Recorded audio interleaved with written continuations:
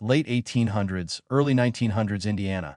Belle Gunness, a towering Norwegian immigrant widow, placed newspaper ads offering farm work to lonely men and baby farming services to desperate mothers.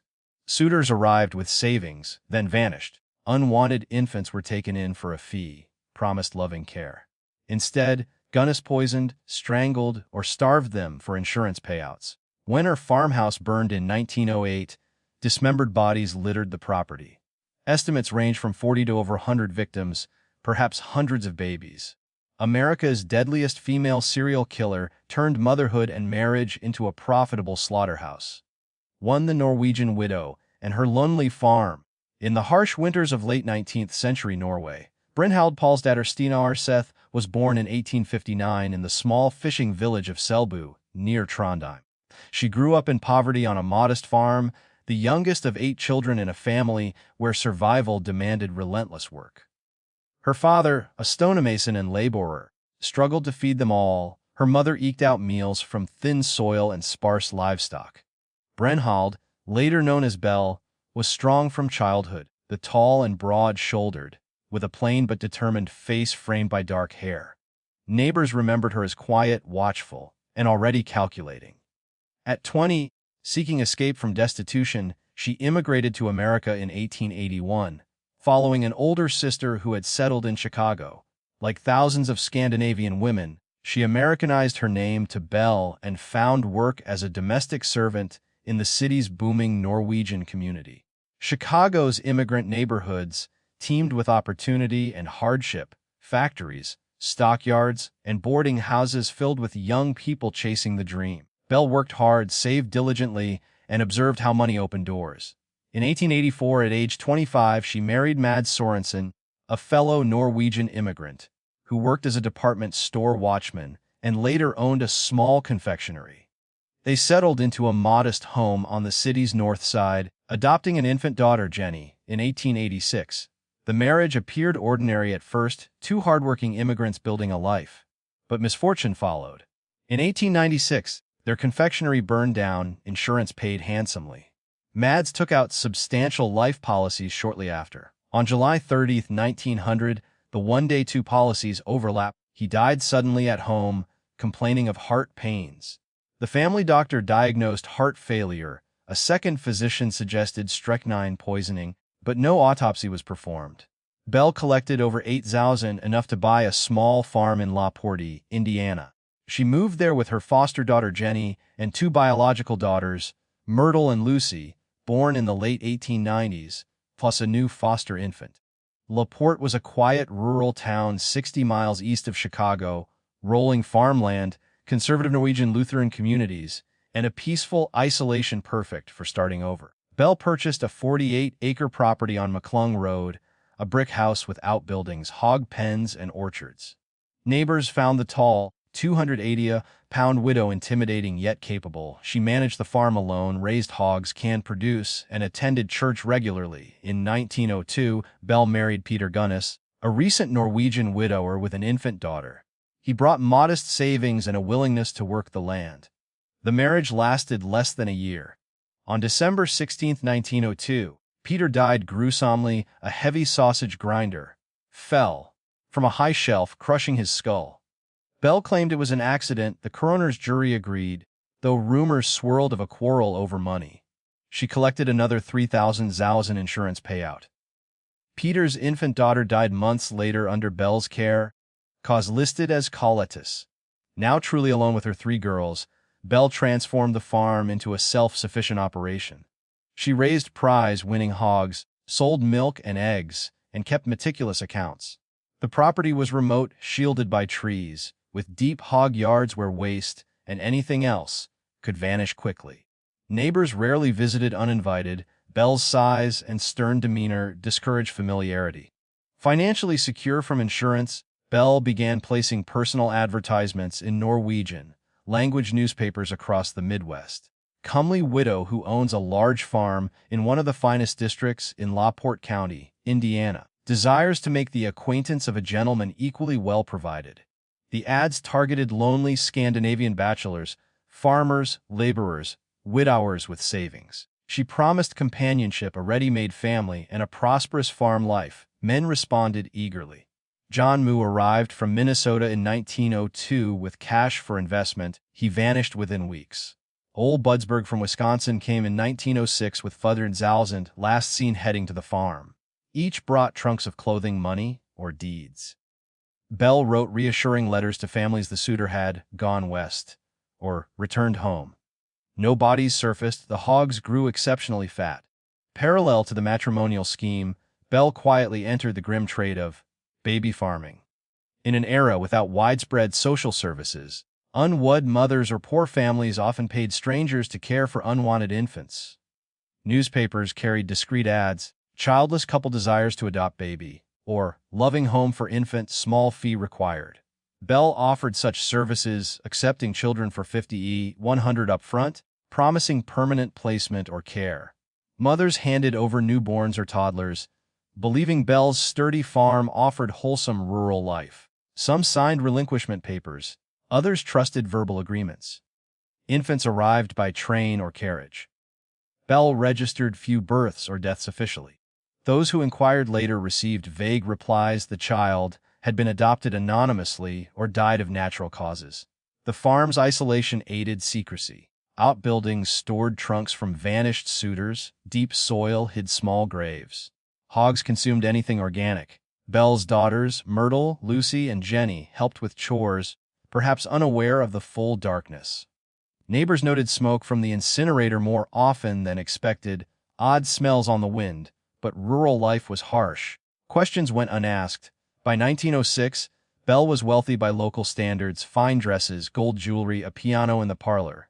She hired handyman Ray Lamphere, a local drifter infatuated with her, to handle heavy work. He ran errands, tended hogs, and burned refuse without complaint. Rumors grew, men came, never left. Children arrived, never seen again. Belle's pattern was clear in hindsight. Insurance on lives, husbands, children, foster infants, paid reliably. Suitors' savings funded improvements. Baby fees provided steady income.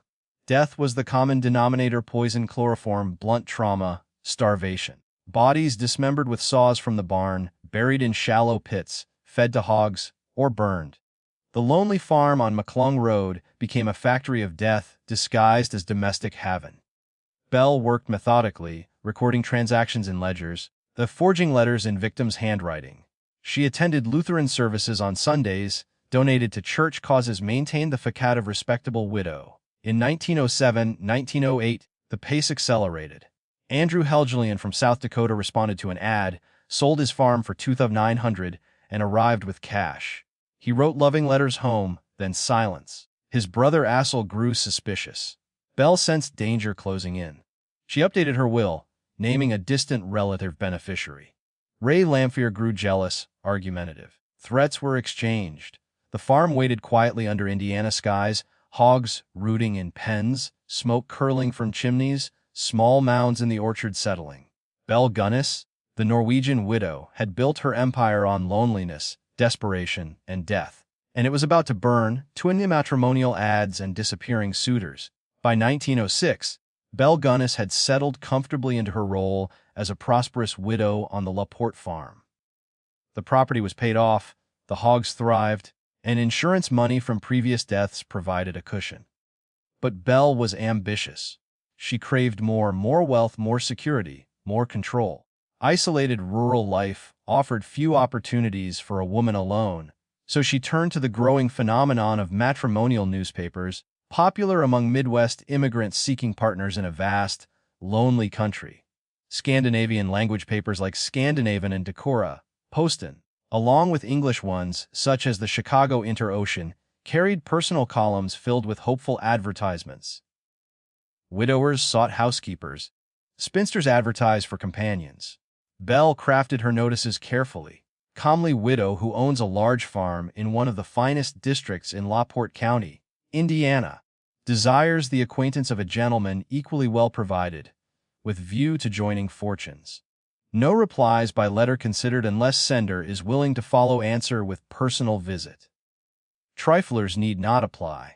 The ads were irresistible to a certain type of man. Middle-aged Norwegian or Swedish immigrants, farmers or laborers with modest savings, often widowed or never married, dreaming of a ready-made family and fertile land. Belle emphasized her farm's value, her domestic skills, and her desire for partnership. She included a photograph posing sternly in fine dresses, broad-shouldered and imposing, yet hinting at stability. Responses poured in. Belle corresponded selectively, asking for details of finances, property, or cash on hand. She encouraged suitors to sell assets and bring proceeds for joint investment in the farm. "Come prepared to stay," she wrote. "We can marry upon arrival if suitable." The first known victim arrived in 1902. John Moo, a Minnesota farmer who sold his land for $1,000 and traveled to LaPorte with trunk and cash. He wrote enthusiastically to relatives about the fine widow and prosperous farm. Weeks later, silence. Belle claimed he had grown homesick and left suddenly. His trunk remained on the property, his money did not. Old Budsberg from Wisconsin followed in 1906. A widower with grown children. He sold his farm for several $1,000s, withdrew savings, and arrived with $3,000 in cash and gold. He wrote to his sons, "I have found a good woman and a fine home." No further letters came. When family inquired, Belle replied that he had gone to visit friends in Chicago or perhaps Norway. His mortgage papers, signed over to her, surfaced later. The pattern repeated with chilling regularity. George Anderson from Missouri arrived in 1905 with cash for investment. He stayed briefly, grew uneasy after pressed him awake one night demanding money, and fled in terror, leaving his belongings behind. He later told authorities of waking to find Belle standing over him with a strange expression, candle in hand. Most were not so lucky. Andrew Helgelian from South Dakota became the most documented case. A prosperous farmer in his 40s, lonely after losing his wife, he responded to Belle's ad in 1907. Months of passionate letters followed, Belle promising love, marriage, a shared life on the farm. Andrew sold everything: land, livestock, equipment for nearly $3,000. He withdrew savings and arrived in January 1908 with cash sewn into his clothing. His last letter home glowed with happiness. "I have found the woman of my dreams." Andrew was never seen alive again. Belle forged letters in his handwriting to his brother Assel back in South Dakota. "Do not worry. I am well and happy here." When Assel pressed for details, the correspondence ceased. Suspicion grew. Assel began investigating. The dozens of men likely met similar fates between 1902 and 1908.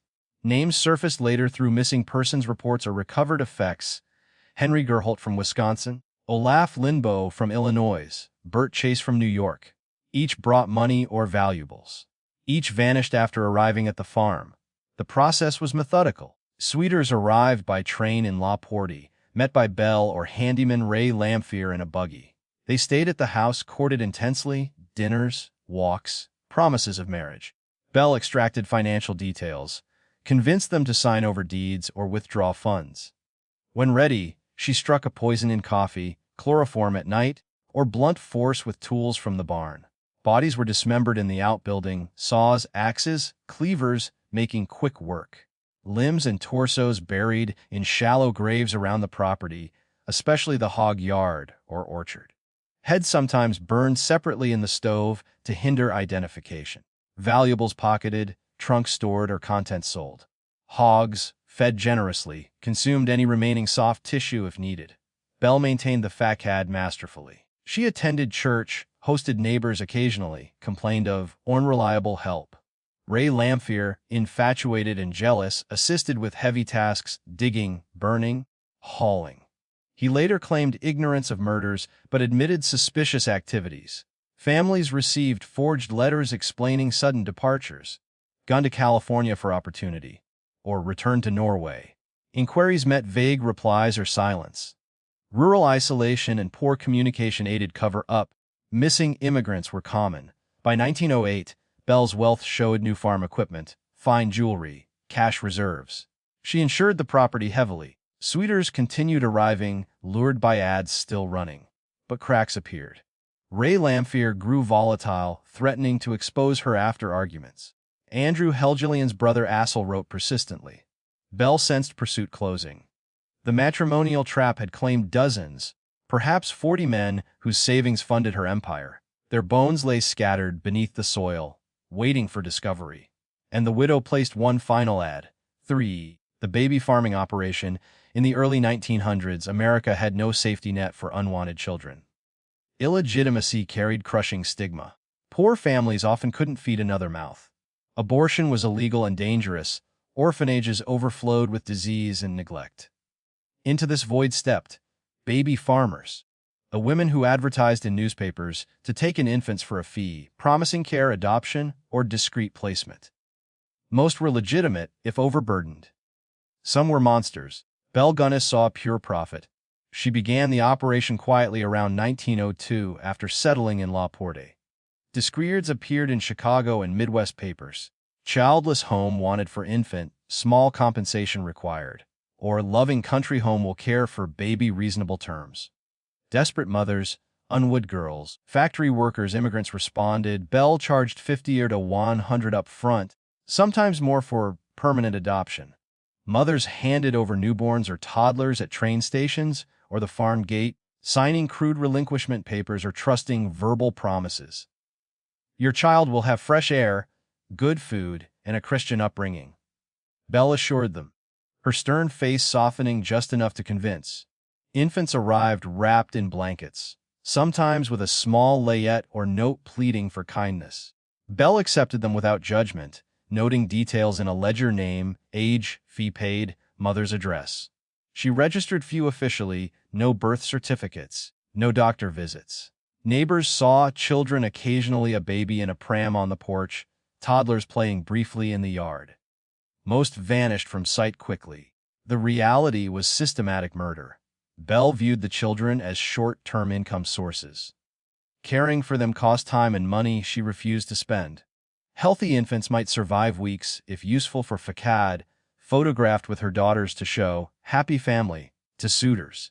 But most were disposable. Methods were simple and cruel. Starvation was cheapest: watered down milk, infrequent feedings until weakness set in. Colic, or consumption, explained deaths. Poison was faster: laudanum from the pharmacy, rat poison containing arsenic, or strychnine mixed into bottles. Convulsions masked as natural illness. Larger toddlers met blunt force: a fall downstairs, a blow to the head, or suffocation under pillows. Bodies were disposed efficiently. Small graves dotted the property, under the hog yard, in the orchard, beneath outbuildings. Hogs consumed remains if exhumed or fed directly. The farm's incinerator burned clothing and bones. Deep soil and isolation ensured silence. Insurance amplified profit. Belle took out policies on foster children, naming herself beneficiary. Deaths triggered payouts, the 100 to 500 each. She claimed sudden illness or accidental choking. Coroners, overworked and trusting of a respectable widow, rarely investigated rural infant deaths. Her own daughters witnessed much. Myrtle and Lucy helped with chores, perhaps bottle feeding briefly. Foster daughter Jenny Horn assisted housework. Did they know? Ray Lamphere later claimed the girls spoke innocently of babies going to heaven. Belle maintained strict control, obedience through fear. The scale is staggering in hindsight. Confirmed infant victims numbered at least 14 from recovered remains or records. But estimates reached dozens, possibly hundreds over years. Mothers who inquired received forged letters. Your child has been adopted by a fine childless couple. No further contact possible. Some were threatened if persistent. Many never asked, fleeing shame. One documented case in 1903, a Chicago woman paid $75 for her newborn's placement. Months later, inquiring by letter, Belle replied the baby died of fever and was buried on the farm. A no grave was found. Another, a Norwegian immigrant, surrendered twins for $150 total. Both died within weeks. Insurance paid double. Belle combined baby farming with suitor murders seamlessly. A man arriving to court might see children playing, proof of domestic bliss. Infants quieted with laudanum ensured peaceful evenings. Dead children freed space for new arrivals. The operation ran parallel to matrimonial ads, doubling income.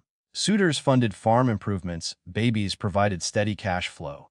Belle tracked everything meticulously: ledgers listing fees, insurance policies, disposal notes.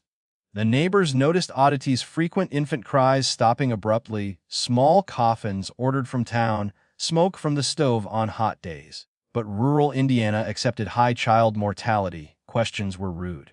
Belle donated to church orphan funds, deflecting suspicion. By 1907, the pace intensified.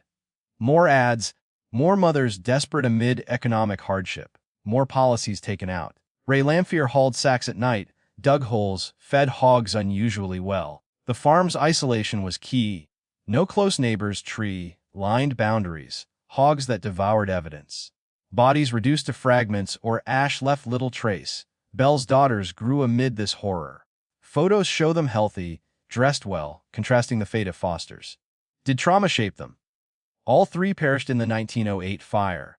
The baby farming revealed Belle's deepest depravity, exploiting society's most vulnerable, desperate mothers and helpless infants for cold cash. No passion drove these killings, only ledger entries. Dozens of tiny graves lay hidden under Indiana soil, waiting with the men's remains. The widow's empire expanded on the bones of the innocent. And still, mothers knocked at the gate. Fivvi escape or justice. The enduring mystery, the ruins of Belle Gunness's farm smoldered for days after the April 1908 fire, a blackened scar on the Indiana landscape. LaPorte County reeled from the revelations. Dismembered suitors in the hog yard, tiny infant bones scattered like seeds, a ledger of death disguised as domestic bliss. Newspapers dubbed her Lady Bluebeard, the Indiana ogress, Hell's princess. Crowds flocked to the site, vendors sold postcards of the excavations. The nation debated that was the headless torso truly Belle, or had America's deadliest female killer slipped the news one final time. The official conclusion was death by misadventure. The adult body matched Belle's height and weight, about 280 pounds. Gold dental bridges found in the debris aligned with her dentist's records. Coroner Charles Mack declared it Belle, murdered perhaps by Ray Lamphere before he torched the house to cover the crime. The children, Myrtle, Lucy, and young Philip, were victims too, poisoned or suffocated to eliminate witnesses. Lamphere's trial in November 1908 riveted the country. Prosecutors painted him as a jealous lover scorned. He took the stand, pale and defiant, insisting Belle orchestrated everything. She quarreled with him over money, threatened exposure, then staged the fire, killed the children with chloroform or axe, planted a substitute corpse, scattered her dental work, and fled with thousands in cash and jewelry hidden beforehand. Evidence supported doubt. The torso weighed only 165 pounds, far less than Belle's known bulk. Skin was smoother, unmarked by her reported varicose veins. No internal organs remained to confirm pregnancy scars or other identifiers. The head's absence was convenient. Fire doesn't typically decapitate cleanly. Dental bridges appeared suspiciously placed, not fused as in cremation. Sightings flooded authorities. Belle spotted in Chicago boarding a train west, laden with trunks. In San Francisco, a large Norwegian woman matching her description bought property.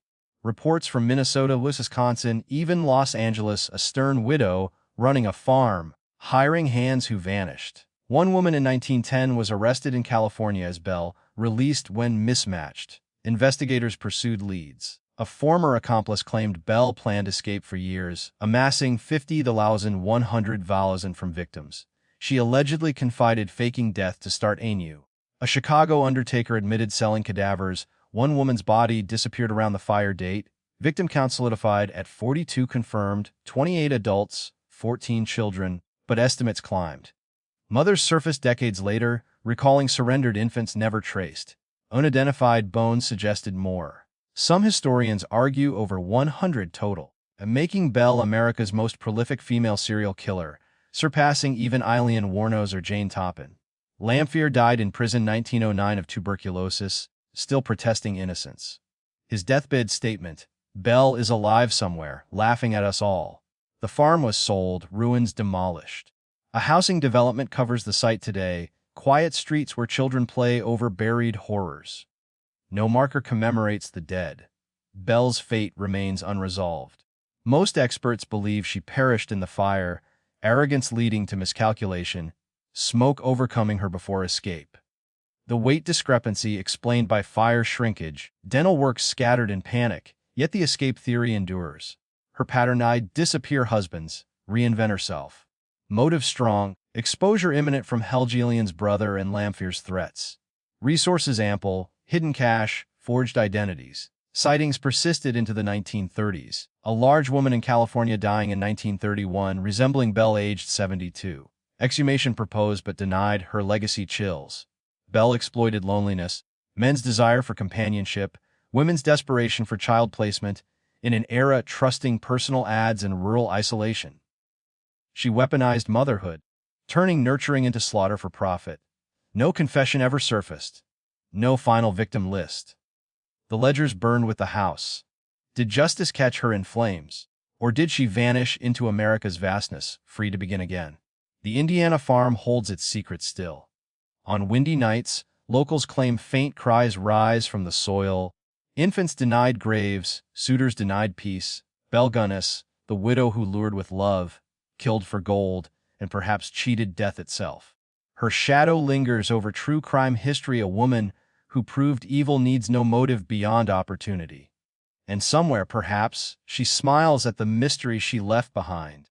As the last embers of Belle Gunness's farmhouse died in the Indiana dawn of 1908, the nation believed justice had finally caught the deadliest woman in American history.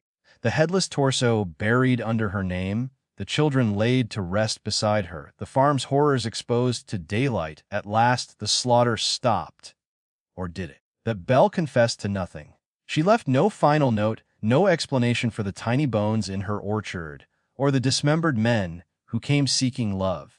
Official records closed the Casey death by her own arson gone wrong. Yet the doubts linger like smoke on the wind. Too light a body. Too convenient a missing head. Too many sightings of a tall, stern Norwegian widow starting over far away, with new names and new victims. She murdered for profit, turning loneliness into cash, motherhood into a ledger of death. Dozens confirmed. Perhaps over 100 lost forever. Babies who never had a chance to cry twice. Men who dreamed of a home and found only a grave. The farm is gone now. Houses stand where hogs once rooted through human remains. Children play on grass that covers shallow secrets. But on quiet nights in La Porte, some swear the air still carries a faint scent of smoke. And something sweeter, darker. Thank you for walking this blood-soaked path with me. If Belle Gunness's story left you questioning every lonely heart's ad you ever read, then do this. Hit subscribe and ring the bell. You won't want to miss the next forgotten monster from history's shadows. Drop a like if you think she escaped to kill again. And in the comments, did Belle Gunness die in that fire? Or is she still out there somewhere? Your thoughts keep these dark tales alive. Until the next grave opens, sleep lightly.